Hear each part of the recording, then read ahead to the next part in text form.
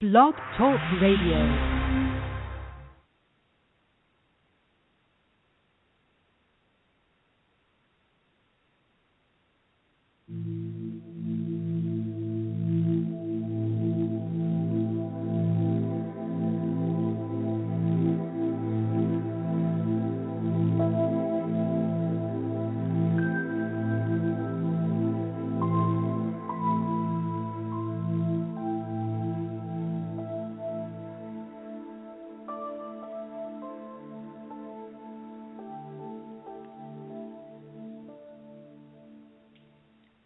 Welcome to N5D Radio's Cosmic Awakening Show, where we are serving this galaxy and beyond.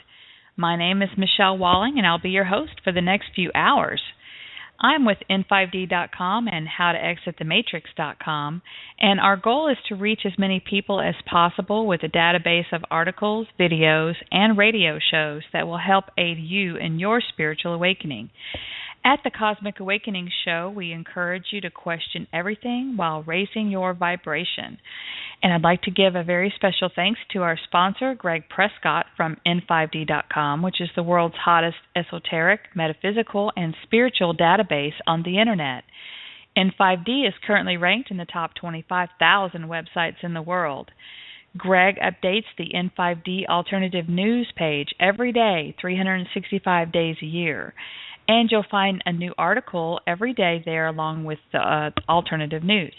Greg is also the webmaster for BodyMindSoulSpirit.com, where you can find great holistic and spiritual awakening articles, as well as HolisticCancerResearch.com, where you can find proof of over 300 holistic cures for cancer. And all of the articles I've ever written and the radio shows that I've had can be found on my website, CosmicStarseeds.com, and you can find out about holistic life coaching sessions with me at MichelleWalling.com. And hello to our Facebook friends, the Facebook groups, and all of the cosmic family out there listening tonight. Hey, everybody in the chat room. If you'd like to be a part of our chat room tonight, if you're too shy to call in and you'd like to ask Eve a question tonight, just scroll down to the bottom of the Blog Talk Radio page where you played this show, and you can log in through Blog Talk that way.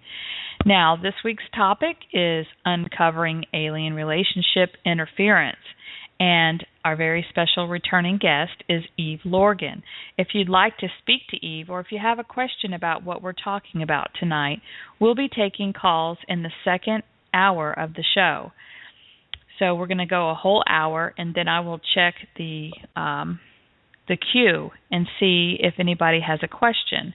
The call-in number is area code 646-716-8890. Now, tonight's show is very timely in what's happening with Mercury retrograde and all of the particular planetary alignments, and the fact that we are in the what people have termed end times, and end times has turned into several different meanings, but I really like that term actually at this point, because I believe that this is the last stand, that this is the end times, that things are coming to the most extreme polarities of positive and negative, and that because of the fact that the dark beings feel like that we have our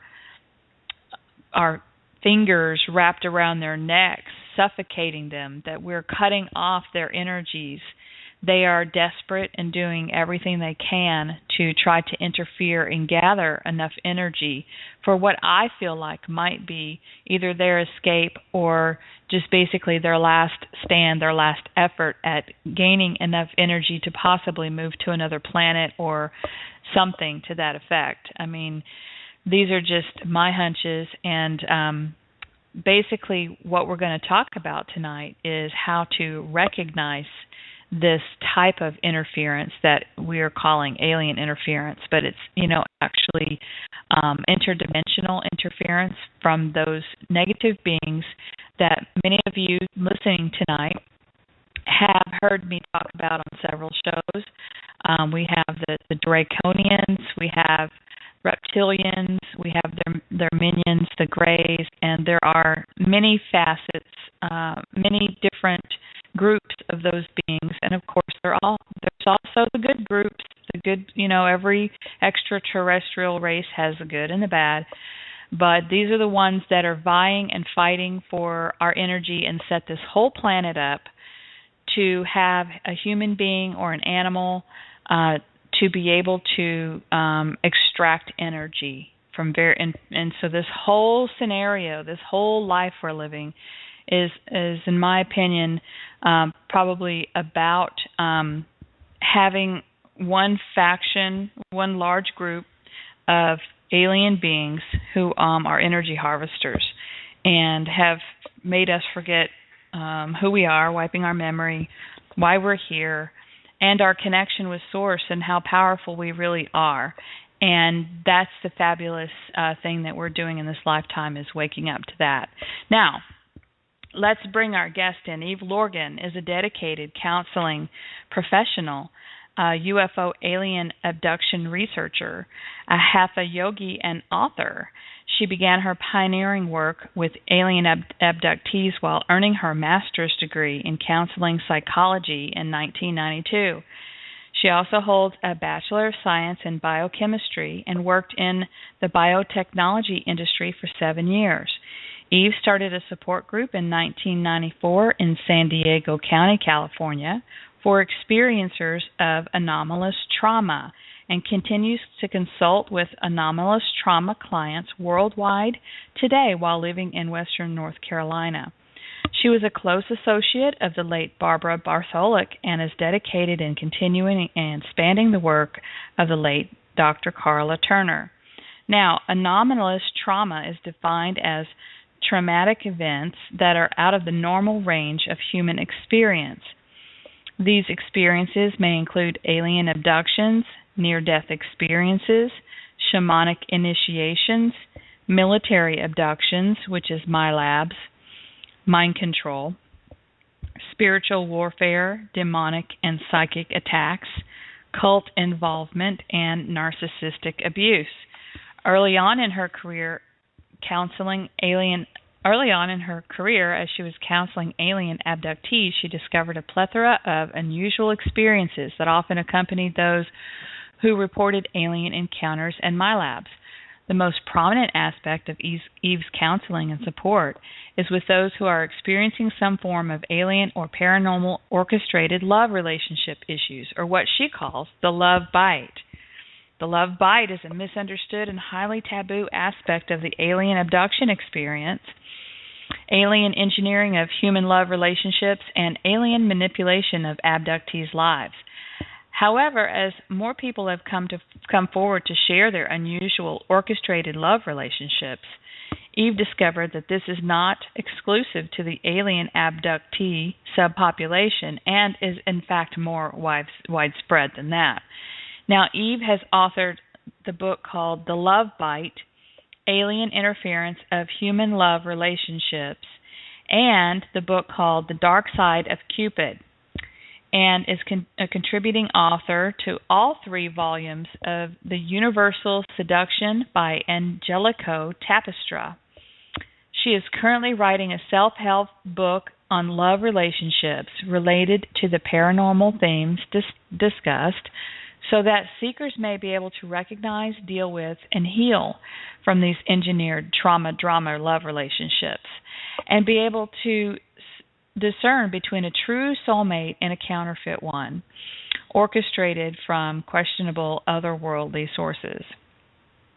Now, we're going to briefly talk about a lot of things tonight that may help you with this information. You can find out more about Eve on evelorgen.com, and that's EVELORGEN.com. And you may want to check out her newest article just published today on her site titled Interdimensional Interference and Emotional Triggering. So, Eve, welcome back to the Cosmic Awakening Show. Oh, thank you for having me back on the show. I enjoy being a guest. Well, since we last spoke on the last show, I was dealing with a lot of questions from people on Facebook, people private messaging me. I've written some articles that kind of touch on some of your subjects, and I said, what have you been doing lately? And you said that since we had our last show, you were doing some work on yourself, which we all are. And I think that we were all prompted to really get a kick in the ass and start really trying to connect with spirit and develop more of our maybe what you call psychic abilities, but more of your intuition and abilities to really recognize the actual cause of this trauma that people are having with interdimensional beings. And so if you'd like to start out by just explaining a little bit about the work that you've been doing on yourself, I think a lot of our listeners would be interested in hearing that. Okay. Sometimes it's hard talking about myself. I know. That's why I got right into it. I don't know why I've always been embarrassed or felt like, oh no, people are going to judge me if I talk about myself and my experiences. So I've avoided it for a really long time. And actually, I just felt like other people that I've interviewed and done interviews on and in my books had so much better, stories that could really set examples and define things that happen to so many people now. But since our last show, I did, I'm always working on more healing, and I also did another training in holographic kinetics, which was my second one in March. So that gave me an opportunity to continue working with clearing on that level. And also really in my personal life, just getting more in touch with, quote, my spirit and with the earth and with getting a clearer sense on what is mine and what is not mine. Mm-hmm. And one of the biggest issues that I think that I discovered really, and this is something that Lily Earthling talked about and that I even posted as a blog post recently, it was about the whole astral tagging business. Mm-hmm. And so this had happened to me, of course, in the past, and I didn't really become aware of it until probably in the past year and a half, where a more severe amount of astral tagging took place as a result of being more involved in a particular group and certain spiritual teachings, you might want to call it. And then that opened me up to a lot of interdimensional attack and horrendous bullshit, to be honest with you. And one of the things that was very difficult is once this astral tagging takes place, what I noticed, what other people noticed, is that my energy body and the chakras started to have, I would see things in them and I would feel things in them, and I would have different kinds of dreams and telepathic messages that were almost nonstop, okay, and imagery and different kinds of things, which was definitely something that was not me, because I'm somebody who was experienced at doing meditations and my own healing and clearing work for a long time. So this was something that was really stepped up a notch in terms of what I call the interdimensional attack realm. So it took me actually quite a while to do clearings, and I did clearings with several different individuals, not only with holographic kinetics, but with other healers who'd done similar kinds of things, as well as rapid resolution trauma therapy with somebody in person. And, my own dream work, I do dream yoga and Taoist Qigong, as well as what I call inner empathy, which is really wonderful work, and we could talk about that a little bit later as we talk more about the compassionate communication skills. So really, I think that a multifaceted approach to self-healing may be necessary. It certainly was for me to find as many modalities that I could do in a self-help way in between doing what I can, with other therapists and other practitioners to really clear out some of this more nefarious stuff that is hard to get rid of. And what I've discovered, of course, was that it was not only linked in with what I call the astral tagging and interference aspect through linking in with a group or a particular person where there was a lot of astral connections and a deeper connection was made on an energetic level, that actually opened me up to more stuff that was really not mine per se. So this is what happens also in what I call, the love bite dark side of Cupid relationship, where once you become connected with someone on a deeper level, and it may or may not be a physical relationship, mind you, it could be something that is more astral, empathic, telepathic, where you have such a deep connection that you basically start receiving everything that's in their field. or a lot that's in there. So that's actually what happened to me, certainly more than once. Otherwise, I wouldn't have written these books, right? Right. But I guess I discovered also through holographic kinetics that there was always my part in it in terms of some kind of agreement, what do they call it, agreements of entrapment that were made not only in this life through accidental things, right, that we don't know, but also former life connections which were made with, let's say, another individual that I connected with. So there's multifaceted reasons why these things happen. So it really depends on you individually and who you're connected to and what your life experience is, what your soul connection, we can call it ancestral connections to, let's say, the denser energy body having to do with ancestral soul imprints. This is something that Steve Richards talks about in his training and maybe on his website as well. And then that is unique and different from, let's say, something that comes more from your spirit or more from your karmic connections of other lifetimes that are only, quote, your stuff. So basically, you could pull other people's things into your field and be a recipient of all kinds of interference that's really not yours per se. So, but it's complex because at the same time, we don't want to be always blaming others for some kind of interdimensional attack or psychic attack, because at some point there is a reason for it that we have given our permission or opened ourselves up inadvertently, or a karmic connection or something to do with our families. So really, this experience itself, I think, is the ultimate test of your human capacity to be connected with your spirit and your emotional capacity of basically what can you handle. It can throw you on the edge of what you think you're willing to even experience in a lifetime. Just like the alien abduction experience can throw you on the edge for sure. Oh, absolutely. Enough as it is. Drive you insane. This kind of thing is like, I don't even know how to explain it, but I wrote an article today. I've been working on it for a couple of weeks because I've been motivated to maybe explain this in different ways so that people can understand the breadth and depth of how the interference really works.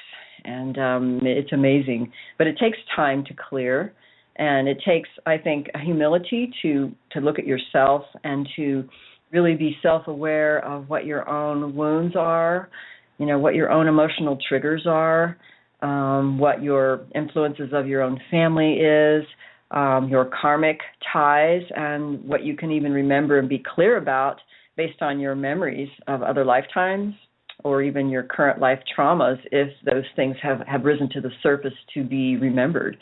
So I know that in alien abduction experiences, in the labs too, and a lot of times, you don't remember everything. Most people don't remember, really, Most people don't remember, so this is the tip of the iceberg, if you ask me, that most people really don't remember at all, and they may have bits and pieces that come up, but in reality, I think there's a lot more going on this subconscious level and on this interdimensional level that's unseen, but it's palpable nonetheless, because I think that even you explained earlier that you've experienced some of this and that it's something that you feel even on you can't necessarily see it as this black cloud circling around a cluster of people, but you can certainly feel it. If you're a sensitive person, you could sense like when there's an interdimensional being, let's say, linked into somebody, or it's as if it's like circulating around a room or a group or a cluster of people that are connected. And they may or may not have a physical connection with each other. It could be people you connect with across the seas or on the internet or on Facebook or whatever. But you can feel it, and it's just like these flashpoints will trigger, and people will just go into these high emotional triggerings and fights and blaming, and they won't know what hit them until they realize, oh my God, this was just another attack.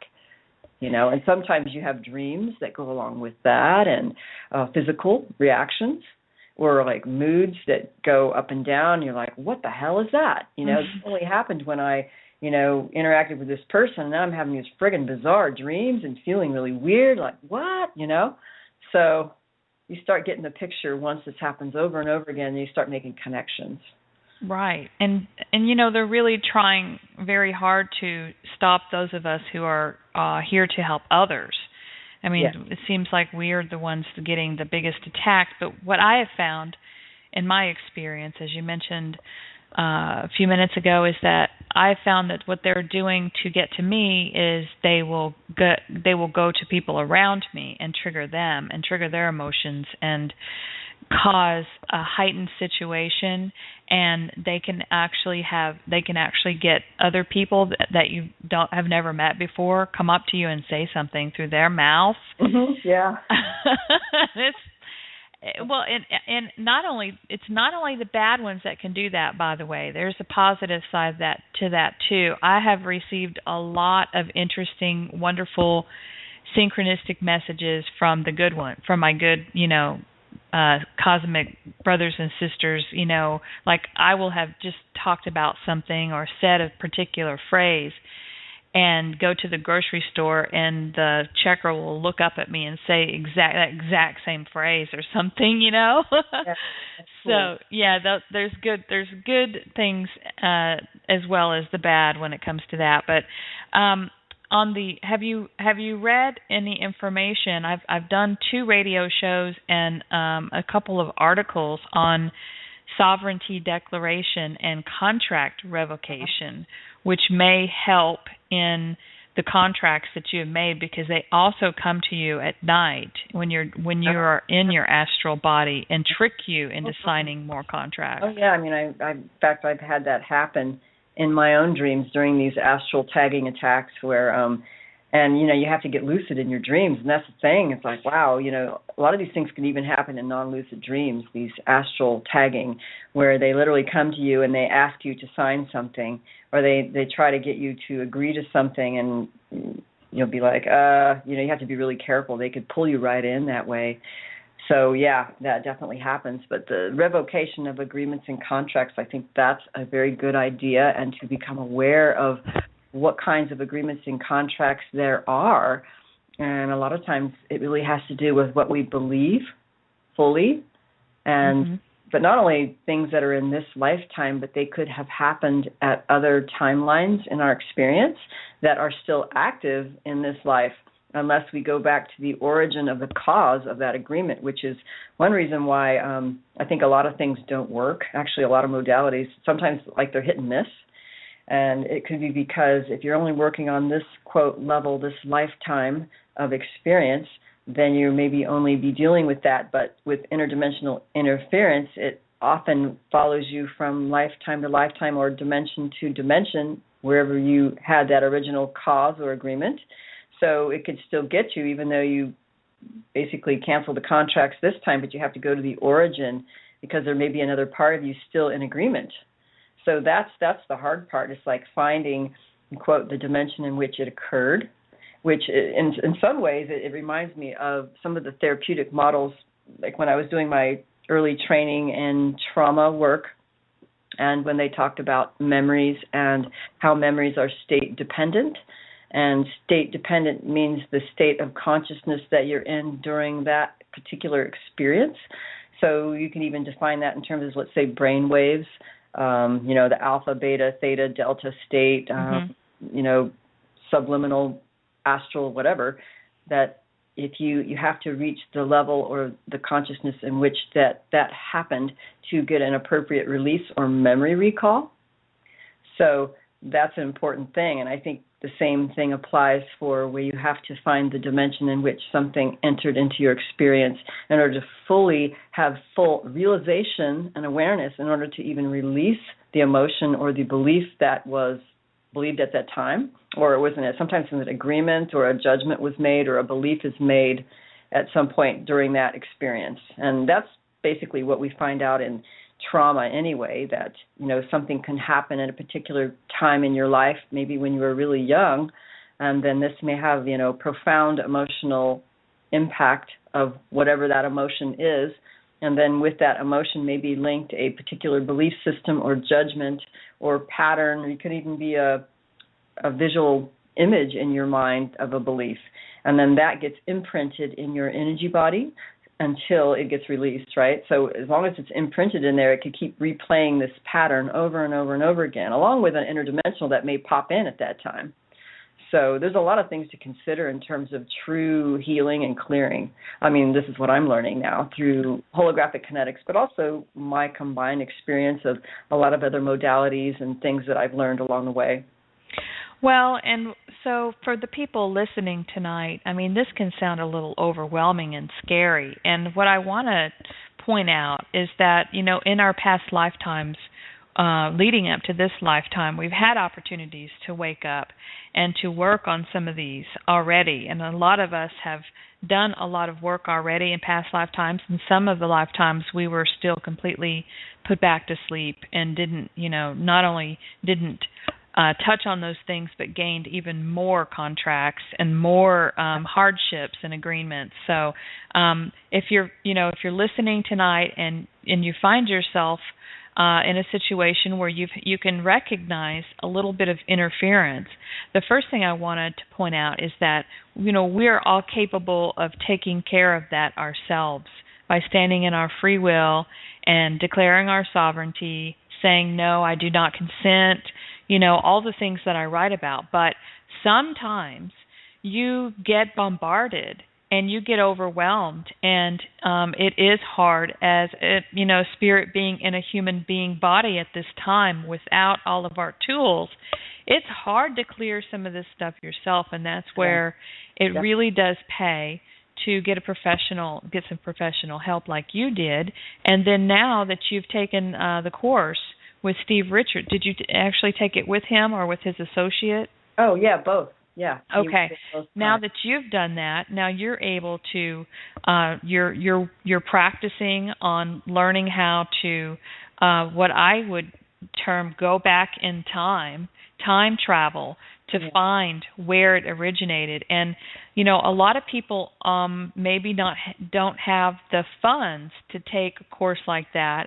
So I was just wondering if you could briefly explain to those who have not heard of Steve Richards and the holographic kinetics how you actually, how do you do that? How do you go into how do you see? I mean, a lot of us don't have clairvoyance. I have a couple of friends, Lily Earthling and Jeff Gates, that did take the course just recently with Steve, and it seems like he's a very busy man, because now I'm finding out a lot of people that are, here to help and heal other people are actually enrolling in his class. I had a concern myself that I may not be able to activate this psychic ability to travel. So could you explain a little bit about how you do that, and how somebody in their own home as a novice could actually even attempt a little bit of this on their own? Well, I think it's possible to tap into your own heart and spirit on your own without anyone else, even just by, being in nature, being alone, and having time to be, not so stressed out, where you can have some contemplation time of feeling safe. And basically, like, certain meditation techniques are really good for that, like shamatha and vipassana, which is two different meditation techniques that one could do just to calm the mind so that you can get deeper in touch with other parts of yourself, as well as just observing the arising of thoughts and images, how they come up anyway, and that's something that we can do that doesn't cost us anything at all, really. And really, even before doing things like, let's say, quantum methods, where you're doing regression through time and to other lifetimes and other memories, I found that to be realistic, it's better to do some kind of foundational work first, like therapeutic or healing work first, which would be, you could start with meditation, some kind of body-mind connection type of practice, as well as getting in touch with your heart, like certain kinds of heart meditations could be helpful to get in touch with your heart, so you can actually know the difference between your heart feeling sensation versus your thoughts and your mental realm. And you can get in touch with body sensations and kinesthetic knowings. That's something you can do you don't need anybody. But I think it helps when someone can guide you through like a relaxed visualization kind of process, because it seems that when you have someone guide you through, they can help you focus while you go into that relaxed state, because sometimes going into a really relaxed state, it's easy to lose focus unless you're very practiced at certain kinds of meditation or lucid dreaming, for example. So I found that even with techniques like Dr. Corrado Malanga's liberation techniques, he actually gives those on his website, the English one, so that people could practice this on their own, which is available. But I found that, let's say, doing it on my own versus having someone guide me through it, when someone guided me through it, I had a lot more things come up in my awareness, and it was because I was able to relax more deeply in a more diffuse state, accessing those parts while someone guided me through it and helped me see things that I may not have seen trying to do it on my own. So I think being guided through something where you can be relaxed and focused at the same time, then you can access those places that you may not be able to do it in a regular, quote, beta brainwave state, so to speak. So really accessing your heart and knowing what feelings are there, even how they feel in your body. So I actually did a lot of work with inner empathy, which was something that a colleague in Asheville, North Carolina, actually kind of created this method based on compassionate communication. And it's really more like a parts, connecting with parts of yourself that have feelings and needs, and really addressing different parts and being compassionately present with your constant witnessing awareness to those parts of yourself, so that you become more and more aware of different aspects of yourself and how you may react in certain situations, like triggering. And the more you become aware of these different parts of yourself, the more you can open up memories. So it helps when you could feel safe, because what I found is that safety was a really big issue. Like, your memories will not come up if you don't feel safe, or if you have too many distractions, or if you're not ready for the information, or if you're believing something that is counter to the truth of what your spirit's trying to tell you, or what your heart's trying to tell you. So actually, I talked about this in the article I wrote and put up today, that in order to go to those places, there's a lot of foundational healing work that we could be doing to gradually get us to a place where it's easier to access those quantum places. Well, and this really is a mental war on consciousness as well as an emotional war, because emotions are energy themselves, energy in motion. And as I mentioned in the introduction, there are beings who are feeding off of our emotions, our full spectrum of emotions, from extreme joy and happiness, which they don't really like too much, doesn't taste too good to them, to extreme despair, fear, anger, jealousy, those type of emotions that get triggered. They get triggered. And what I'd like to talk about is how in the world do they trigger us? I mean, I know that astral implants could be, placed in your auric field, but how does that actually trigger somebody? Everyone here listening has probably seen somebody flip out, just totally go postal and or do or say something that is just like they're not themselves. And sometimes what they may say would be incoherent or ridiculous, but it's used to trigger, to cause an argument. How do they do that? That's amazing. It really is. One of the things that I remember reading years ago was a book by Ingo Swann called Psychic Sexuality. And in that book, he basically described his clairvoyant perception of energy. He was able to see energy as well as feel it in a clairvoyant way, where he could see like how people's energy would spew out of them and wrap around somebody else if they were having like a sexual attraction to someone in a bar, or if someone got angry, how it would come out in spikes. Or like with energy vampires, you might see like this octopus kind of thing inside them with all these like tendrils, like octopus legs, like going out and trying to link into people's auric field or directly in their chakras. So it depends. If you're clairvoyant, you actually might be able to see some of this taking place where, let's say if someone's vulnerabilities are down, let's say they got really drunk, and then during that time, maybe their auric field got open, and then an entity that's lurking around jumped in. And then when they jump in, they basically can affect you and make you feel angry or escalate anger, or they can cause you to have a wild sex drive, or they can do all kinds of things, or they could make you feel blunted to your own feelings, but just get really, really pissed off. So they can do a lot of different things. It's just that most of it's unseen. We just feel it, you know? Mm-hmm. Yes, it's you know, when your partner, well, this happened to me. I'll just come out and say this. When I was married to my second husband, which of course everybody knows, I'm divorced now. I'm with Greg Prescott, and things are like night and day, completely different. But when I was married to my first husband, he got triggered, and I couldn't figure out what was happening in our marriage. And I had started awakening in 2010, and I was excitedly sharing my newfound understanding of the fact that I was not going to, when I died, that wasn't going to be the end of my existence forever, and that I had other lives on other planets and all these things, and that really opened up the door for them. For some reason, like I've said, they're really not able to directly interfere with me through my head.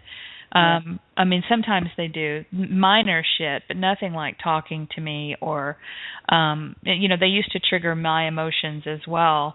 But now I'm completely aware and responsible for everything that I say and do, my thoughts and actions. I'm really working on that. That's part of my own self-work. And I'm not there yet. We're always working on ourselves, even after we leave, this third dimensional body. But he would begin to first they wiped his memory several times. Oh, wow. Then they started on him with like Alzheimer's symptoms. Oh my God. Where we would say something, and 5 minutes later he would totally forget what we just said, and that started freaking me out. And I asked him to go to the doctor several times to have a brain scan to see if there was legitimately something in his brain that was causing that. And he never would do it. It's almost like they were triggering him to deliberately not go to the doctor. Yeah. And we literally could not have a conversation that was coherent anymore. And here is how I figured out over time, over about a year, that I knew that it was something paranormal. Is that he would go to work in a high level oil field industry management job and be perfectly fine and be able to talk with people and have a perfect memory. So he was only triggered around my presence. Wow.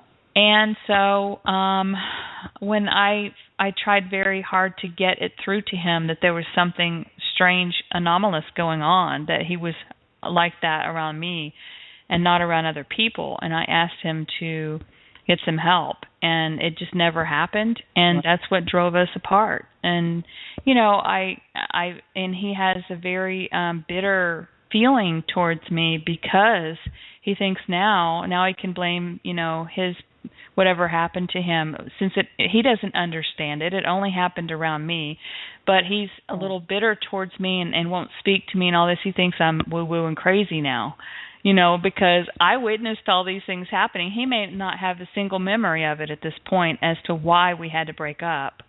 Wow. Yeah, So that happens. I have direct experience. Well, anybody who's really going out of the box to either expose things or doing their own healing work and really waking up, or, alien abductees, MILABs, people who are trying to do their healing work will get bombarded by, a lot of times their partner or somebody who's close to them will just completely be used to totally sabotage them. And if the person is unaware of their own process, like the partner is not into their own healing or personal growth, they're just easy muppets of manipulation, basically. Absolutely, especially if they're in a high-level position with, banking, oil field, finance, any of these mind control type triggered jobs, because there is a lot of mind control out there to keep people people running the show in these industries that are, basically part of the Dark's plan. But you see that in a lot of mill-industrial complex. And military, yes. Like high-level people who are like these Illuminati mind-controlled type who haven't really done any personal spiritual healing growth or whatever. They're just all like puppets. And I don't even know if a lot of them know. It's really sad.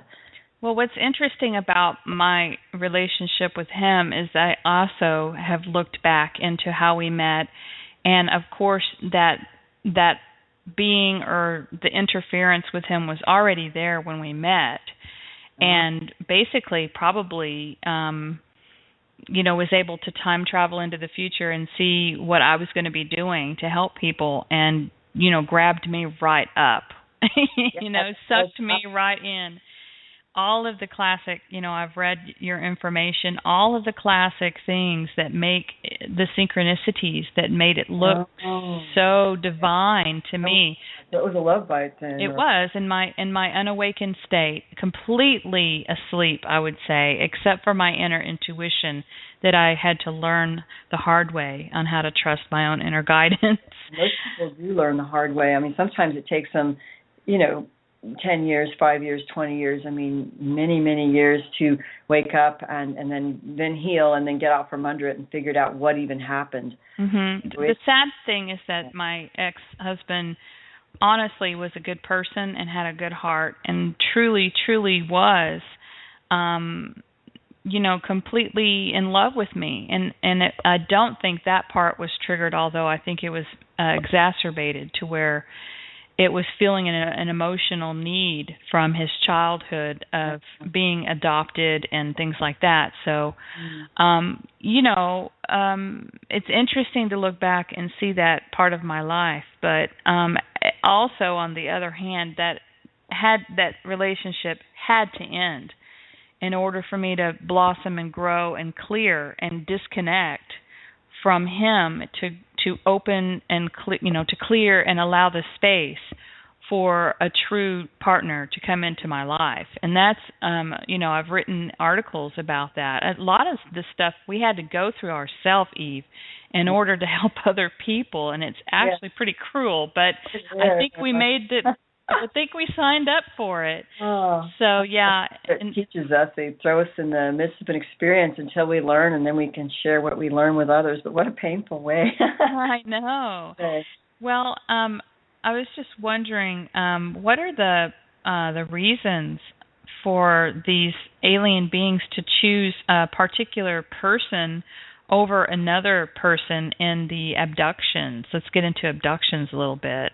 Well, abductions, there's a physical level that's related to our bloodline and our genetics and opportunistic, kinds of things. And then there's also the karmic connection, right? Mm-hmm. So, and then the interdimensional aspect. But most abductees believe that they're being taken because it's part of a bloodline or genetic study, which there's something in their genetics that the aliens want to continue to study or to reproduce or to streamline certain experiments they're doing so that these hybrids are genetically what they want that would help their agenda, whatever that is. So I know that in Malanga's work that whatever would help facilitate their ability to create a human being or a human hybrid being that is easily basically hijacked by the alien consciousness to live through us, but without us being able to use our own free will of our spirit, but have our spirit's, quote, energy being used and hijacked by the alien consciousness, which is somehow disconnected from that divine source of immortality, I guess. So that's a not good thing, basically, how they would do that. And they have to do that through trauma because they have to cause our consciousness to have basically gaps and splits in it, like a disintegrated consciousness between mind, spirit, and soul. And then they get in through creating a lack of continuity between those parts of ourself. So what we have to do to heal is to basically reconnect with mind, spirit, and soul to be all in unison and an integrated consciousness, as well as the trauma resolution, and as well as, getting the implants out, which implants help facilitate whatever they're doing energetically. They could block awareness. They could reroute energetic pathways. They could link you into other people. They could cause you to become overly emotionally reactive sometimes. So, and then they will engineer people to meet others that they either want to have children, like in the first book, The Love Bite, I talked about why I thought they were putting people together.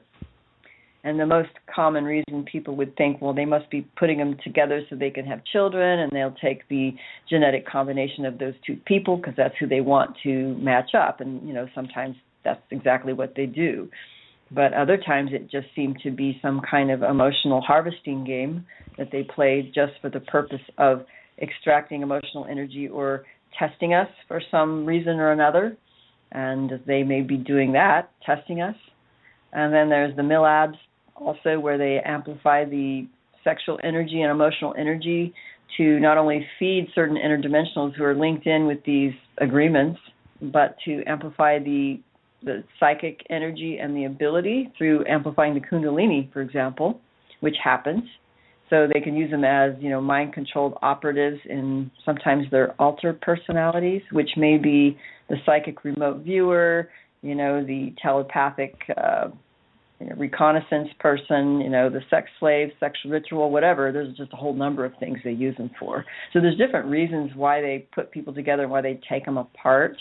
Now, do you see them, Eve, as sitting in their spaceships with a big computer console, or do you see them sitting on the moon or on Saturn and being able to run all these possibilities, probabilities, and scenarios through a computer? How the hell are they doing this? I think they can, because in people's clairvoyant capacities, people that I interviewed, for example, the lady who had the the reptilians and the strip club thing, and the technology that was wired into the strip clubs and the banks and linked up to the reptilians, and the reptilian on the ship, basically monitoring all this stuff, and monitoring who people were getting corded up and linking in with the reptilians through these deviant sexual acts or whatever.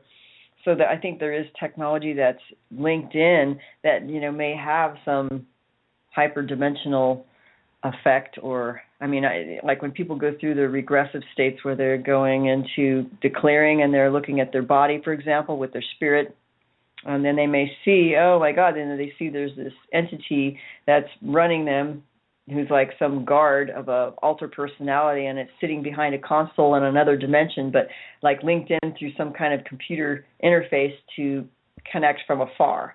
So actually in the holographic kinetics, they kind of call these things inline and outline implants or cords that go to and from, let's say, the person's energy body or a chakra right to an interdimensional being.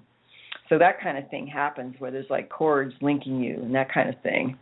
Well, and I would think that, just being aware of what's happening, or aware that this is even possible, and then by intending, with your higher self, with your oversoul, with the universe, speaking out loud and basically saying, I cut all energetic cords to me, raising your vibration. That's, it's an old hat term that, but it's like the best one that I can use to explain how we are actually increasing the vibration by connecting with our heart, center, and by grounding with the planet, because she's raising her vibration, and being able to be in a frequency range that they don't like.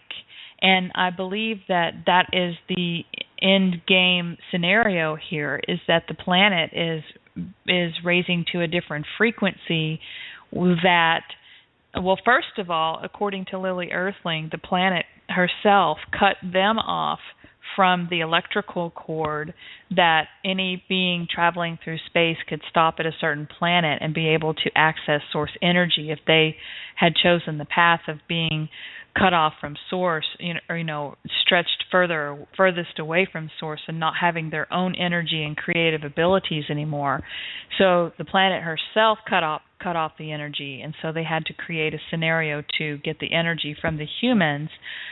So it seems like to me that at this point that everything is squashing down the dimension that they're in. Like it's starting to compress or dissolve is kind of what I'm seeing and feeling.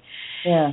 And bringing things to an extreme change, because what's happening is I think this is what's happening, and it's old hat terms, but I think the third dimension is actually being fused in with a fifth dimension, which is a frequency. I mean, I'm not saying it's a place or anything, and pretty much squeezing out the fourth dimension, which is where I think a lot of the lower level entities exist. I don't think there might be some in the fifth dimension, but how can you explain this interdimensional thing? How can there possibly be? Well, I guess the any dimension you can have, negative polarity, I think. But what do you think? Do you think that the higher dimensions, how could they possibly have entities that don't have our best interest in mind? Well, I don't know how to explain that, but it's a complex question. I'm thinking that every dimension is like a torus field of a particular space and time experience. So there's multiple dimensions and torus fields that may be interacting and intersecting with one another. So I guess it depends on how we open ourselves up to that in our experience and within our own being as well. So I think we could connect with that within and connect to a higher dimension through within, but we could also connect to a lower dimension as well. And how much of this do you think is us, Eve? I know there's a lot of people saying that, as a multidimensional being that we are, maybe some of these aspects that are actually clinging to us to get our energy, maybe they're actually aspects of our oversoul. That's a good question. I mean, it's possible. I mean, from let's say a Taoist perspective, we'd say that there's, like, the source has stepped down several times until we get to where we are in human bodies, but we're actually dreaming this all from higher aspects of our collective self, which can be like, the source beyond the matrix, and then it goes down to the oversoul and goes down to the soul and then goes down to your personality and your body. And that when you start connecting to deeper and greater aspects of your own being through integration and healing and connection, you start realizing your connectedness to the all, and may even have the realization of your dreaming and co-dreaming this reality. So that's kind of like another level of understanding that we're actually co-dreaming this. So some things are actually other people's stuff here, but we're all connected at some level. Exactly. So we're like co-creating and co-dreaming. But as you connect to the deeper and deeper part of who you are, then you will know that this is a dream, and it's really not even real, even our bodies. It's really, it is a dream. Yeah, thank you. It's a matrix. Yeah, it's a holographic matrix, and I think what I've explained to people in the past, my own opinion and my own imagination, is that it is like the Star Trek holodeck, where we wanted to experience something different. Perhaps we got tired of traveling around in a spaceship forever in the universe, and decided every now and then that we'd like to get off the spaceship and have this experience even though it is a hologram, it is quite real in our experience and physicality, and have a body that we could incarnate into, and do things like have sex and eat apples and all of the wonderful experiences, and it completely just got hijacked. And we're unhijacking things. The amazing thing is that we're able to do this without our memories, and a lot of people's memories are coming back, and that's what's helping the whole progress. But we are actually busting this shit down. I think so, yeah. I mean, I remember having an experience. It was actually during the first really bad love bite I had, where it was, it was the point of emotional devastation, to the point of like a near-death experience. And it was like a dissolution of ego through just profound grief and just letting go.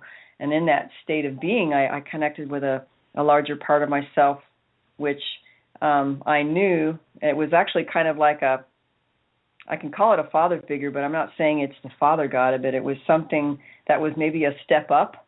And I don't think it was a bad interdimensional being now, because I realized a kind of oneness with it in a very, very loving way, where we co-created this life. And the part of the reason for this co-creation was to experience a selfless love, and which is really our true essence, and in terms of a deeper part of who we are.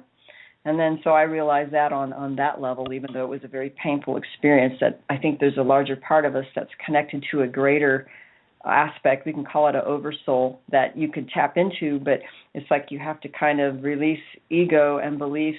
And sometimes that happens in trauma, even like in near-death experiences. You can have that kind of experience where you can connect to a greater spiritual reality and oneness, and then realize that you're not just your body, ego, consciousness. You're actually much, much more. Well, that's just the biggest part of awakening, and that's what's so beautiful, is that on N5D we post articles to that effect, and also on bodymindsoulspirit.com. And just that's the first step, is realizing who you really are, and it's huge. It's like it changes everything. And then if you're like me, you had a thirst for wanting to know more and more and more. And, the first thing we usually do is go outside of ourselves for information, because we don't know how to access that information within us yet. But by going outside of ourselves, we run across information that allows us to practice. Some people don't even meditate. They just spending time in nature puts you in that state where you can be in a calm, centered state of being. And when you are in that calm, centered state of being, say that 3 times. Yeah. You are in a vibratory rate where you can't be messed with. It's like it's only when you open yourself up to it will these type of things happen, and until you can gain awareness of when it happened, what you were doing when it happened. All of these things are unfortunately just trial by error type things to learn about. Yeah. So we really do have to be responsible for not only the dark thoughts and dark energies that we have contributed to the overall human consciousness field. I mean, if people could actually see the darkness of the consciousness field, it's like so much negative energy that they're harvesting from the unawakened people, and all that means is they're completely unaware that they are causing that they are doing that, and that they can stop that. Yeah. And so I'd like to encourage anybody listening tonight that may have, anger issues. Oh yeah, well, anger is an interesting thing. I brought some of that up in earlier articles, but the emotional triggering aspect of, let's say, the interference, that the emotional, let's say, any kind of unhealed wound or something that's not fully resolved and healed and integrated in your being will act as glue to this interdimensional interference and beings who will feed on that pent-up energy. So it's like as long as we work on healing and releasing those things, it will have less power over us. That's certainly one way to help heal. But also the whole anger thing, what I learned is anger is like a secondary emotion, that more often than not, there's something else behind it or added to it, which is the real issue. So a lot of times people get stuck in anger or rage, and it's more like an addiction until they get deeper. And ultimately, what I wrote in this article was that trauma, for example, experiences of trauma, ultimate resolution and healing, at some point there will be like a grieving process. Whether it's the grief of a lost somebody that you loved, or the grief of a lost childhood, or an illusion you believed, or whatever, that there's always some kind of grieving process involved. And so when that's complete, then you could touch into a greater acceptance and that compassion that's part of your innate divine self. And when you can live and rest in that compassionate, spacious presence, which is really connected to your heart and your spirit, then you have a better chance of being deflected, the alien interference or the interdimensional stuff. It may work around you, though, and they may still target people around you all the time. But as long as you don't engage in, let's say, the drama or get emotionally reactive, you try to stay calm. And then also, it's you really have to get your needs met. And this is one of the hardest things that I had to learn for myself, having been raised in an alcoholic home anyway, right? Me too. Learning how to get your own needs met when you're doing your healing work, and you're knowing that you never got what you needed as a child, and you're hurting inside. You never, it's really hard to get those needs met. But learning how to find safe people to share with compassionately, so that when things come up, you're able to talk about it and release and be present with whatever feelings you had, and be able to resolve it and get back in touch with that calm center and that compassionate place in your heart. Because when you connect more and more to that heart place, because you've had that safety and you're able to get those needs met through people who are able to share, then you can provide that for others, and you could basically, raise your vibration so that you don't become a tool for the dark side by reacting all over the place and hurting others because you didn't do your healing work. And a lot of the healing work has to do with knowing how to communicate in a way we're able to speak from the heart and without judging or blaming others, but being able to be basically direct. And that's a really hard thing to do, because some people are overly reactive anyway, and they take anything as an insult because they hear something that you're not even saying, because they're so full of exactly that their perception has actually become manipulated or blunted. And I put an example in that article today about borderline personality disorder, for example. Those kind of people have such deep wounds that occurred at an early stage in their personality development that when they get triggered of any emotional pain at all, it basically, something will come in and they immediately deflect it on a subconscious level, and they deflect it just in such a way that they have to blame someone else or something to be what it's not in order to justify what they're feeling and make it always somebody else's fault. And they do this to the point of being such expert manipulators that when they get triggered on you and do stuff like this, it can cause you to doubt yourself unless you're really fully grounded in who you are and knowing what your energy is and what knowing someone else's is. Because a lot of, the learning and healing process is okay, this is mine. I know this is mine. I know this is my trigger. I know these are my feelings. And knowing when something really isn't yours, and knowing wait, this is somebody else's. I just walked in this room and I started feeling this, and I know this is not mine.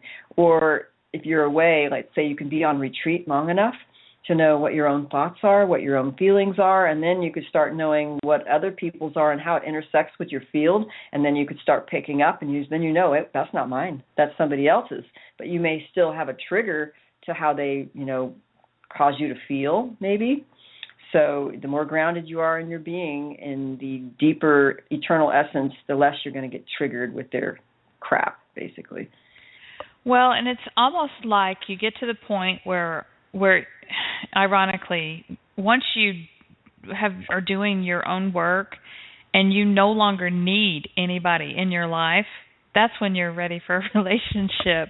And that's a good way to put it. It's truly impossible, in my opinion, to have a healthy relationship if both of you are not awake and aware of what's happening and be able to discuss. Oh, I think you were just triggered there. What do you think? Things. Yeah.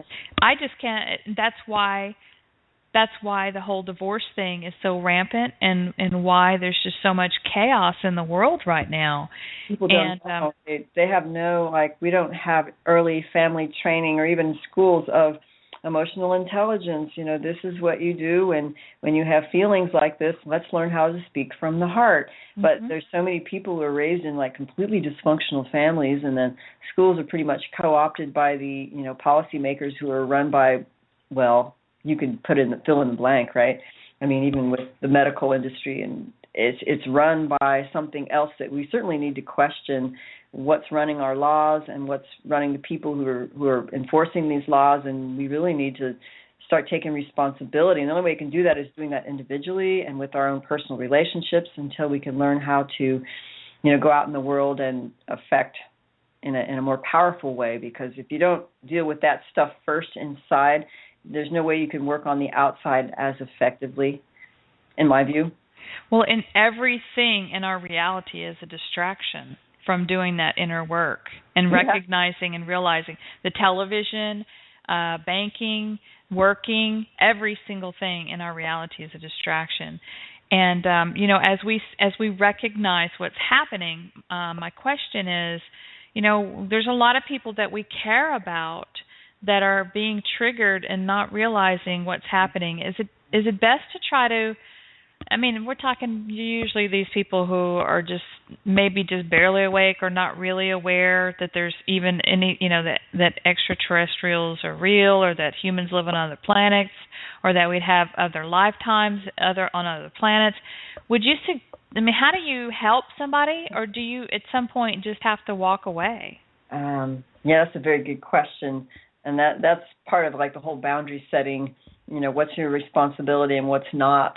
And it really depends. Like if you're a parent, you have a greater responsibility to your child in helping to teach and raise that child to the best of your ability. So in that case, you'd want to teach your children as much as you can that they're ready to hear. And if you have a personal relationship with someone where they're aware, then you can have a greater degree of freedom in explaining and discussing all that. But with other people, it's like 3 times and you're out. Basically, if you can't get through to them, 3 times in a row by being direct and doing the best you can not to be mean, then you basically have to set a boundary of a different kind of relationship, and one that ensures your safety because they're not safe.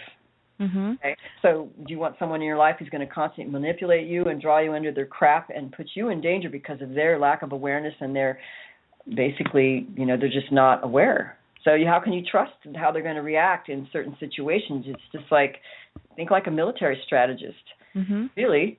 When you're dealing with this stuff, it can be pretty hardcore. So if you want to do something that is successful, if it's a project or something, you have to be really careful who you choose to be in places of great influence on you and that group. And can you trust them to not be reactive in certain situations? Have they dealt with their stuff? Are they going to be blind to their own stuff because their egos are too out of control, or they're just too closed-minded, or they're just not dealing with their stuff because they're in an active addiction and they won't stop the addiction, but the addiction keeps them blind, so it keeps them manipulated. You know what I mean? Oh, it's a vicious circle. Yeah. Well, before I ask you the next question, I'd like to remind our listeners, if you would like to call in, now would be the time.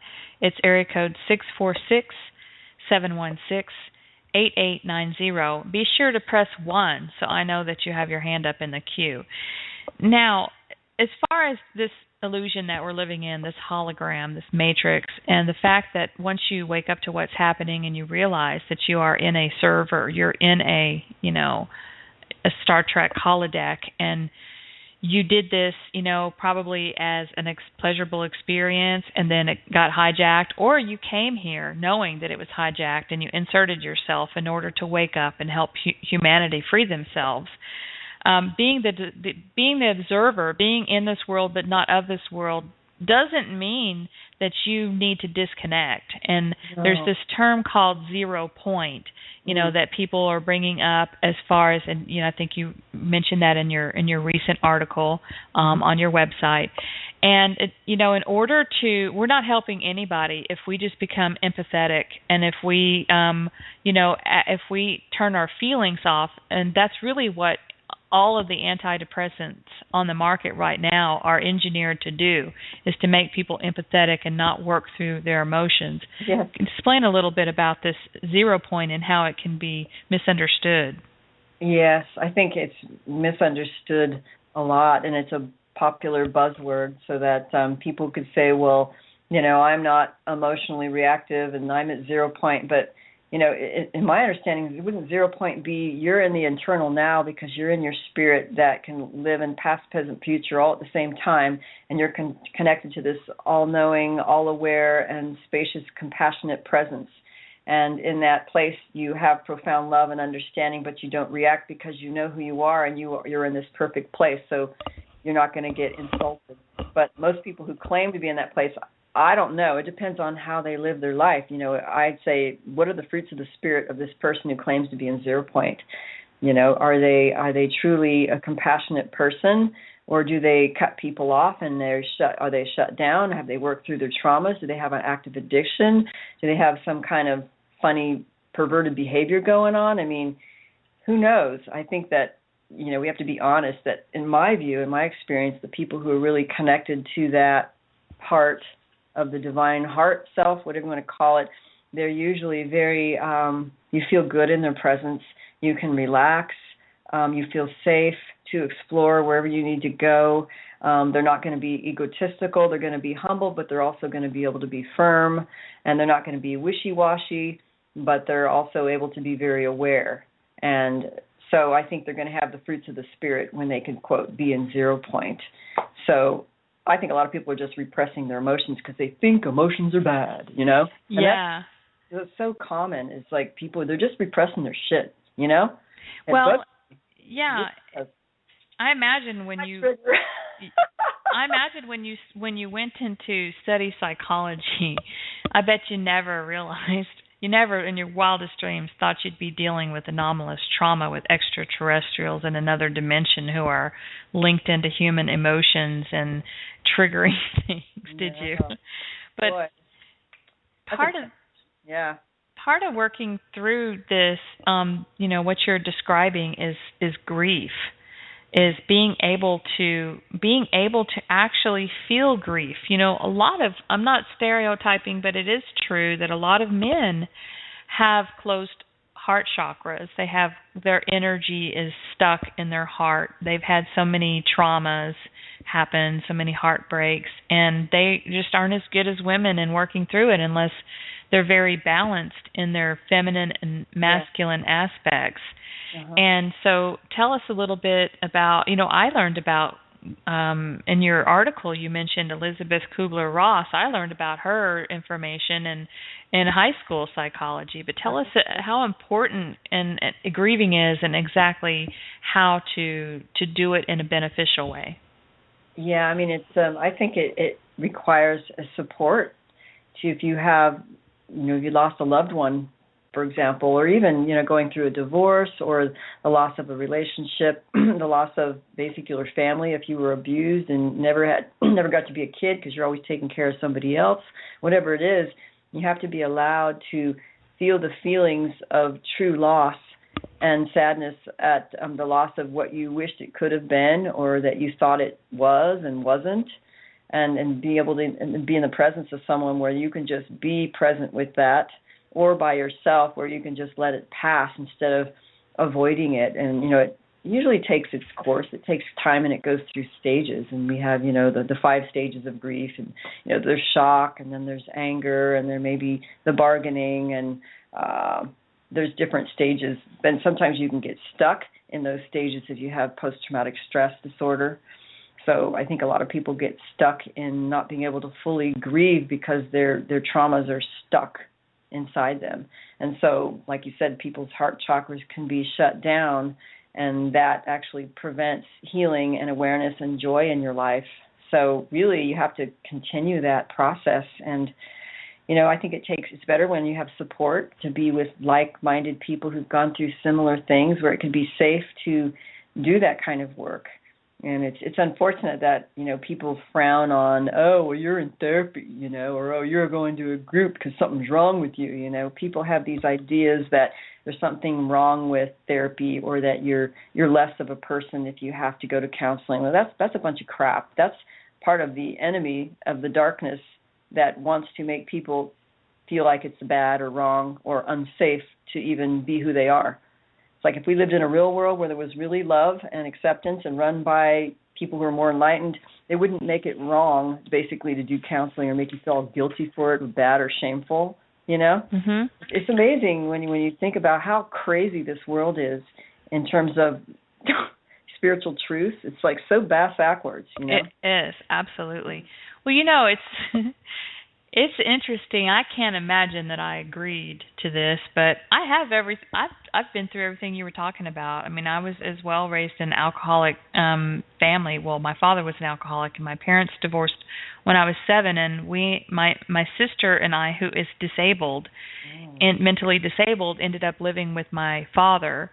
And so basically, there I was not able to be a child. I had to grow up immediately, take care of a disabled sister, deal with an alcoholic father, go through the emotional hormone problems of a girl, going through middle school and high school, and then basically having to grow up really quick. And I've had these things that I've worked through on my own, and with the help of, I believe, with my higher self and my guidance and the recognition.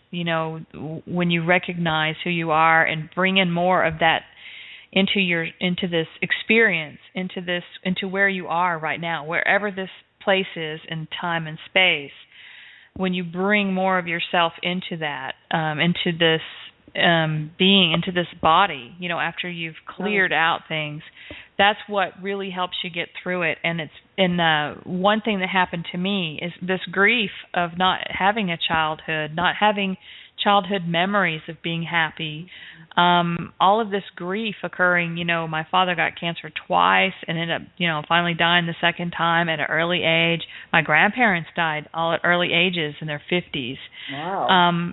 Just all of this over and over. This, if you're not careful with the way you grieve, it can turn into depression. Yeah. And I went through a depressive phase in my 20s and 30s where nothing would make me happy. And I went on the pills, and I learned about depression pills, and I learned that just from experience that I didn't like the way that they made you feel, the apathy. I even went on Xanax for a while because that's what my dad was taking. He said that's how he dealt with life. So I tried that, and boy, that just zombifies you completely. Yes, so I even cut all that shit wild turkey twice. I cut antidepressants wild turkey. And really what was happening is that my soul was prompting me to wake up. And extreme things had to happen in my life for me to get to where I am today, to be able to help.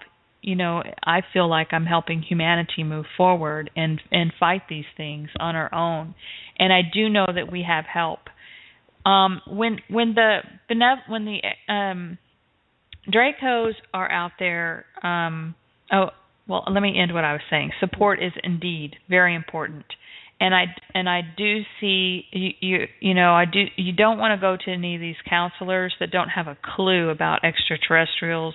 They don't have a clue about energetic draining, because you're just wasting your money. You're just giving them your money to talk. And if that helps you make you feel better, that's great, but I don't think you're going to find the origin of what's happening to you as far as did this trauma happen in this lifetime or a past lifetime.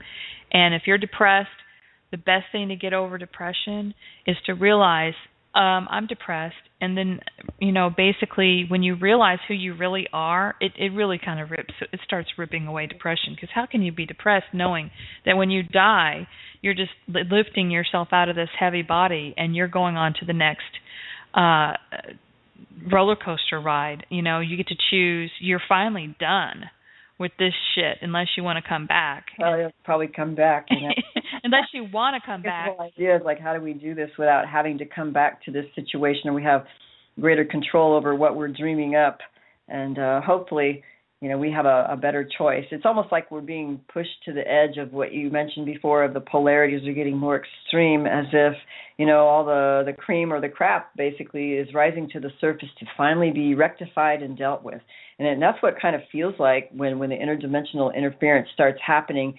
It's serving a purpose in some ways to finally cause you to become aware of not only what your stuff is, right, and how you're reacting or how you choose to react or respond, and what other people's things are and how you're going to deal with certain situations. And it forces you to be aware. That's for sure. It sure does. It sure does. Well, we don't have any callers in the queue, and what would you like to talk about in closing here? I mean, I have $1 million question at the end here, but is there any other topic that we didn't cover? There's one. I'm sorry. Yeah. Here's one. Okay. What can you do about alien sex interference with a partner? Oh yeah. shit! Let's just go ahead and cover all of the Alien weird shit. Okay. horrible things, and then we can get into the good news. I know, because I've had several reports, obviously, with that where, one partner or both. Sometimes it's hard to tell. Okay, whose alien is it, right?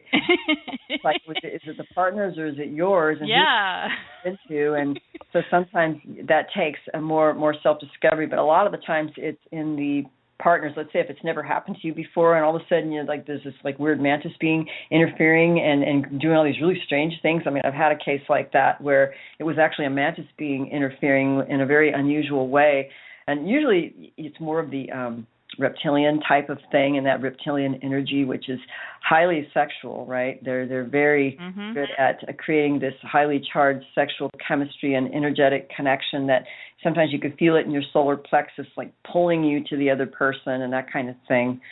But basically, the other person needs to have some kind of awareness and do their own healing and clearing if they can. Otherwise, it's not going to go away. This doesn't go away unless you basically clear yourself or the partner also works on their own thing, on their own healing journey.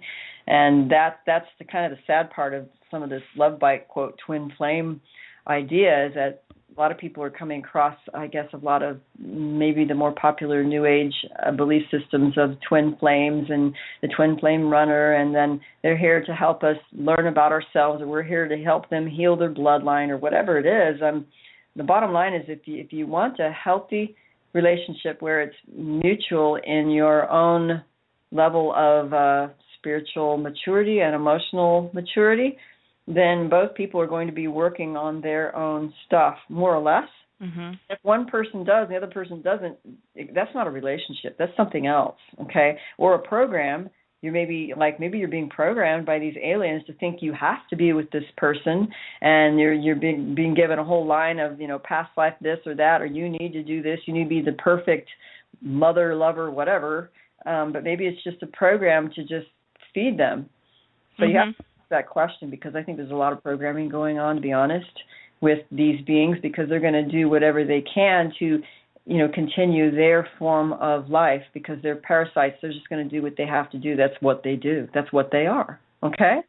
They're just going to justify their existence and do whatever they have to do, including mind controlling you to think you have to have it or you have to accept it. Like it's, oh, but it's my twin flame and I just have to accept it and be perfectly loving while he just destroys your soul, or he's some kind of friggin' narcissist, Really, I mean, I hear a lot of these stories, and I'm kind of shocked at, okay, if this is truly your twin flame, he's going to be on the level with you. You're going to be both doing a healing process. You're going to be able to communicate. You're both going to be doing your healing and clearing work, and you're going to be able to deal with the interference, because you know what it's about. It's about emotional triggering for the most part, and like whatever unhealed wounds are there, and it could be this life, could be other lifetimes, but as long as you're on that path of really being willing to work on it, and things aren't perfect, right? As long as both people are willing, then that's fine. But more often than not, you've got one person who's more aware or willing than the other to do their healing work, while the other person just a friggin' completely manipulated muppet or completely under mind control. Yeah, I guess we actually did talk about that a lot the whole show, but yeah. So, and negative synchronicity I briefly touched on that, but yeah, tell me a little bit about the experiences you've seen in that. Well, that's very classic. That came up really in the love bite, where it was more profound in terms of synchronicities not happening until you came into contact with one of the love bite experience, where you would have your favorite song on the radio suddenly play when you were, thinking about them, or you saw them, and then you see something else while you're driving that answers a prayer. Oh, is he my soulmate? And then you see this car that says the one, or something. Exactly. It's happening, or dreams that tell you something, and then the next day they call, and it's like the same thing in your dream. And there could be a whole bunch of things like that actually feel like positive synchronicities. So one of the posts that I did not too long ago was something on a person named Jonathan Adampants, who was really around more in the 2007-8, where he did a lot of audio talks. Not a whole lot, because he basically disappeared and he did not do this anymore. But one of the things that he did talk about was like the negative synchronicities and the positive synchronicities, and how you can start seeing when the veil becomes lifted, right? Start to see these things like, well, wait a minute, some of these synchronicities, they're like negative, and they're like demons coming through people or like weird shit, but they seem like they're real messages, and they could fool you. So he went on to explain, how that feels when it's like a negative one coming from, let's say, a questionable source or a demonic source, and then one that's coming more through, quote, source and spirit and nature and, quote, God, whatever you want to call it. So basically, to make a long story short, the ones that were more prone to have the true source truth in it, like that's your spirit and the truth, would be something that came more through nature and more through people who are really spiritually positive. And then you would do this, basically ask and do your intentions over and over again, so that I think the test was really being in nature was a more reliable source of having positive synchronicities show you how when something from true source is coming through, it's more likely to come more truthfully through nature and through young children who haven't been like corrupted yet, or human beings who are very spiritual. But the false ones could come through, like technology was a big one. People who are already hosted, like demons just jumped in them and they did something weird, or they said something weird. Like this happens in the what do you call it, the reptilian host kind of character, where you have the negative synchronicities and the messages coming through all the time, like targeted individual stuff. That's like the dark side coming through. And a lot of times that does come through computers and emails and Facebook and technology. People who are not clear and they have a lot of stuff in their field, then sometimes they could be used both ways depending on how clear they are. So it's learning how to recognize when source comes through you, and when it starts communicating in the whole that's connected to the all, you start to have a feel for it, and then you can recognize the true positive ones versus the ones that have been engineered by this other hive mind, AI, demonic kind of stuff. Well, and like you said, the veil is lifting. We are moving into a higher frequency because the earth is moving into a higher frequency, and it's a symbiotic relationship. The more awake and aware we are, and the more we raise our vibration, the more she raises hers, and the more energy that she gets from source, the higher her vibration raises, and the more we can raise our vibration, and we're receiving these energies coming in now. This is what the end time is about, is the energies coming in from source through the sun, through the great central sun, all the way, if you want to look at it in linear terms, all the way back or inwards, to the origin of where our energetic basis came from. And this is because, even though we have been giving our free will to these things happening by writing contracts and everything, most of the time we were completely tricked or deceived into having this experience. And so, finally, some of the benevolent parts of us, higher aspects of ourselves, or other benevolent extraterrestrial races got together and are fighting this war, in other dimensions with these beings, and doing so by, I guess Source decided it was time to move back towards Source instead of the furthest away from Source. And so now what we're doing is raising our vibration out of this experience. How do you see this all coming to an end? It seems almost impossible in a way to stop this other than the way that I've just described. What is your opinion on this? I don't know how to stop it unless we basically work out our own healing issues and get in contact with that part of us where we make a choice. We have to make a choice and an intention to connect to the greater goodness of who we are. And I think once we make that intention, then that even our future self or a larger collective of us, who we all are, comes back to work with us through others and working towards that goal. But it's almost like the wheat and the tares. Where, I don't know if it's a biblical thing, even though I'm not a Bible thumper or anything. But it's almost like, we're at, the point where, there's people who have chosen, God, source, evolution, whatever, and then those who have not chosen or they're still asleep, then there's a split that's going to occur at some point. And I don't know, I see it as how it happens in relationships, as you grow, your relationships also change, where sometimes you learn that you have to set boundaries with those that no longer are really good for you, and that you basically go your own way and they go their own way, and you're living in the same world, but you're no longer connected to them in that same way, and you find better groups of people that you feel more comfortable with to work on what you want to work on. I really don't know how it's going to end. I've listened to the Cameron Fowley interview with Carrie Cassidy and thought that he had some interesting things to say that may be relevant. I'm not saying I believe everything he's saying, but one of the things that I didn't get to bring up earlier, it had to do with this whole Planet X thing. Let's say if it's really coming, it's creating these geomagnetic changes, and Earth energies also, as well as interdimensional astral realm energies are shifting. And it's as if there's more and more energy coming in from these new influences. We can call it this great central sun, maybe too, but it's like it's pushing out or causing extreme agitation of these parasites, these astral parasites and interdimensional bullies, so that they're getting more and more agitated, more and more desperate to either jump into people, or they're going to be basically forced out into another dimensional reality altogether. So it's like something's pushing the edges here, it's coming to a head. Mm-hmm. I wholeheartedly agree. I just wrote an article this last week on N5D called "A Galactic Surprise is Coming," and I wholeheartedly feel like the separation of it will occur. And I know that people, like, I just interviewed Cameron Day last week, and as much as I love Cameron's material, one thing that he said just kind of hit me in my solar plexus, and he said this is going to take generations for humanity. And I believe the way I interpret that is that, some of humanity is going to take generations. Some of humanity may even have to go another 26,000 years, but not me.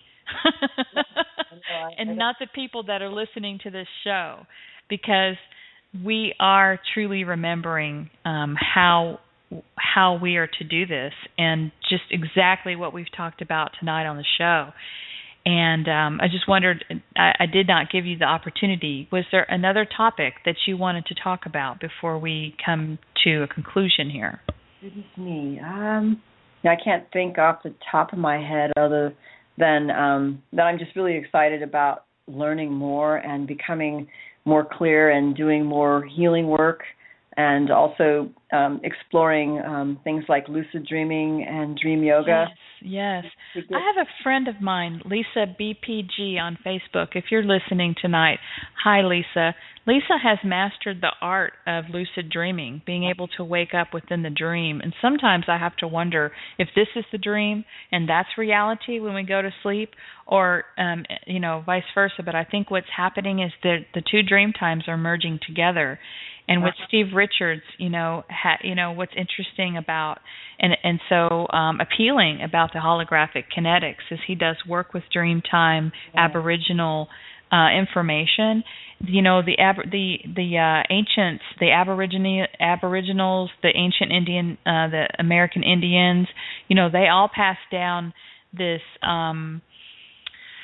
dreaming, the fact that we are dreaming this and we're dreaming our reality. They pass down this information for generations upon generations. And of course, they had such valuable information, and that's why they were slaughtered in order to create the corporation we call America today. And as far as what's happened in the other countries as well. But what I would like to share with everybody as we end this this show is that, people, we are doing this. We are kicking ass.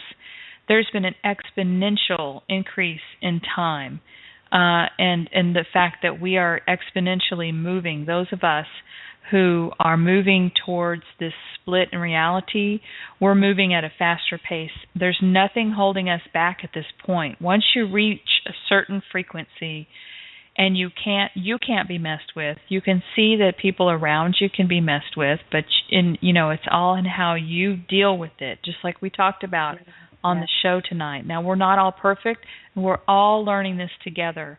That's why I love talking to you, because I don't claim to know everything, and you just take everything that I say and run it through your own heart and see how it feels with you. But I honestly believe we are moving towards this shift, and there are some people out there that are trying to say, well, all that's New Age bullshit. Well, I tell you what, I'll just be waving to you from the other side when it happens. Yeah. It's just, there's so much to learn. I think the more I go through these experiences of healing, the more I realize there's so much more to learn. Although I think the explorations in the dream time is definitely a key. And there's something that I learned, too, in a dream yoga workshop practice that I've been doing, is that the more you can maintain lucidity in these deeper, more relaxed states of being, like in your dreams or in your sleep, the more you have access to, some people call it the subconscious mind, but really it's when you can get your spirit, your mind, spirit, soul, and the different organ spirits all in alignment and harmony, then you can do your intentions with full consciousness and have a greater, powerful effect in other levels of reality, so that in your sleep dreaming, you could literally manifest what's in your sleep dreams into your physical reality, and the inner and the outer become closer and closer because there's more and more of a connection, because you have that integratedness of being. So that's a really great place to explore. I mean, there's inner methods and there's outer methods, but I think on the long run, the inner methods are more powerful, because then you can create bigger changes on the outside. But we need to do both, I agree. I do talk about that a lot, Eve, integrating all of the aspects of our soul, because every time we have a trauma, it causes a splintering effect where a part of our energy jumps right out of our body, and that gets stuck in space and time. And so really, I know a lot of the things that we've talked about tonight may seem a little scary to people and overwhelming, but really we are healing these pieces and parts of us, even unknowingly, by every time that an emotion comes up and we work through it, every time a difficulty is placed in our awareness and we successfully work through that without being triggered, but allow the energy to flow through us, our body is created to be able to do that. And that's one thing that these beings are jealous of, is the fact that our emotional body is a huge clearinghouse. And so we are doing this. Some people are doing it even if they're not awake. Some people are never planned to wake up and realize what we're doing. But those of us who are here on this show tonight, we have a higher awareness because we want to share with those who do have questions. And it's people like you, Eve, that I really love and appreciate for, dedicating basically your whole life, as well as myself, to finding yourself, healing yourself, and helping to heal others. And so I appreciate you very much. Thank you. Yeah, I mean, you wouldn't think that it would all end up to really be, this is the core issue of greatest importance, which I think can bore some people. And I know that some people would just want to hear the details about what the aliens are doing in the MILABs and, the specifics about all the weird stuff. But in reality, what's really important is the self-exploration and the healing and the integration, the connection with spirit, which gives you the vastness of awareness and the power to actually create great change that basically is so much better than the drama of all the other stuff that's going on. You know what I mean? Yes, absolutely. Well, I know that we're headed for this surprise, this galactic surprise. And as many people want to say, we are the ones that we've been waiting for. We're the only ones that can do this. Whereas in a certain aspect of that is true. We have the free will choice to move forward or to stay stuck in this hologram that has been an overlay and created. Some people are very scared to move forward. They're scared of change. They're very comfortable. If you're a banker and you're making $6 million figure a year, whatever, then and you're a materialistic freak, then I think that you might be very content continuing this game. But some of us are done with this game, and we're going to be shifting. If we can't change the whole planet, we will shift into another experience that will allow those of us to finish out what we came here to do, and to bring as many people with us as possible. So I'm a firm believer in that, and I just want to remind our listeners that they can find out more about love bite relationships and alien interference. My books. And get your books on your website, evelorgen.com, and that you are available for telephone consulting and counseling for a minimal fee. You know, we all have to eat at this point until we can, until we can break the system down. The whole matrix will fall. Our economic situation will have to collapse. Maybe we'll move out of this reality before that happens and leave that to those who created it. Who knows? We can surely intend that and hope that that will happen. But for now, we have to eat. We have to pay our rent, pay our bills. And I highly recommend scheduling a session with Eve. And can they do that through your website? Yeah, there's a web form contact that you can go through the contact menu button if you want to send an email through the website. If you have a question or want to set up a session or something, you can do that. And I also do Skype, and so I'm available if anybody has questions about things or wants to be guided through a process. So, Well, okay. Well, thank you for coming back on the show. It's always a pleasure. And I just have to tell you that, we are doing this.